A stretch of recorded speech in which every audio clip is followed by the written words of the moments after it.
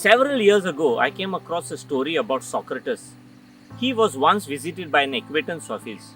Eager to share some juicy gossip, the man asked if Socrates would like to know what he had just heard about a common friend of theirs.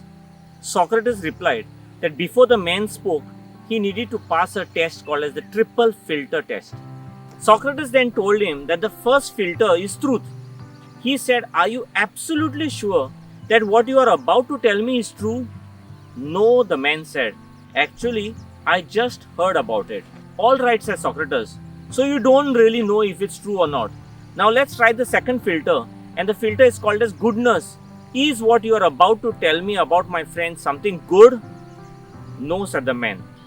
"So," Socrates continued, "you want to tell me something bad about him, but you are not certain if it's true. You may still pass the third test because there's one filter left, and that filter is known as usefulness. Is what you want to tell me about my friend going to be useful to me?" "No, not really," said the man. "Well," concluded Socrates, "if what you want to tell me is neither true nor good, not even useful, why tell it to me at all?" Friends, this triple filter test is an excellent guide both for what we are going to say and for what we are going to listen to. It's a set of parameters that represent healthy and constructive communication.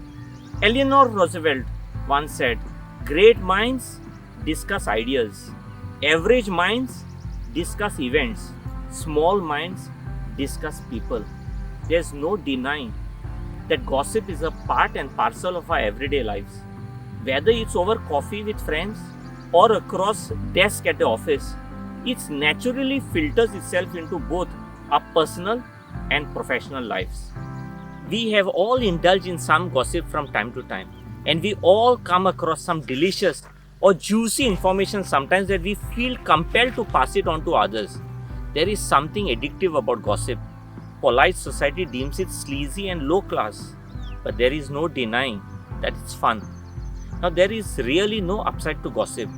Gossip hurts the reputation of three people: the person who is the subject of the gossip, the person spreading the gossip, and even diminishes the listener. Friends, whoever gossips to you will also gossip about you. It is therefore vital to avoid gossip. I recently saw the following quote on social media: "If you have an opinion about my life, please raise your hand. Now put it over your mouth." What a great reminder to us all. There is no denial that people frequently voice their opinions about others. Without even consulting the reference person, they seem to know all about the other individual. People often gossip to get attention and feel powerful, but in the long run, it can lead to others identifying a habitual gossiper as rude and untrustworthy. Gossip can be positive or negative. On the positive side, gossip can be a way to gather important information about one's social environment. It also facilitates a form of social monitoring. It's one way that society keeps its members in line. Yet it's probably no surprise then that shameful gossip is more common than complimentary gossip. It usually is directed at someone who is absent from the conversation. How to identify bad gossip? Now, one sure way to know you are in the realm of bad or compulsive gossip is by its aftertaste. Good gossip leaves a friendly aftertaste. You feel closer to the person you have been talking about, more connected to the world around you. Good gossip feels pleasantly informative, like catching up on old friends. Whereas bad gossip leaves you feeling out of sorts, angry or jealous. There is also evidence that gossiping may make us feel bad about ourselves, regardless of whether what we have said is nasty or nice. I can still recall an incident in my life where gossip left me embarrassed and with a bitter aftertaste.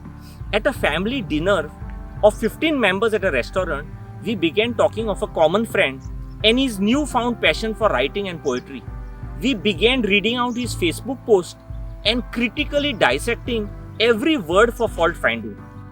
What started out as a non-malicious humor ended up in a form of character assassination.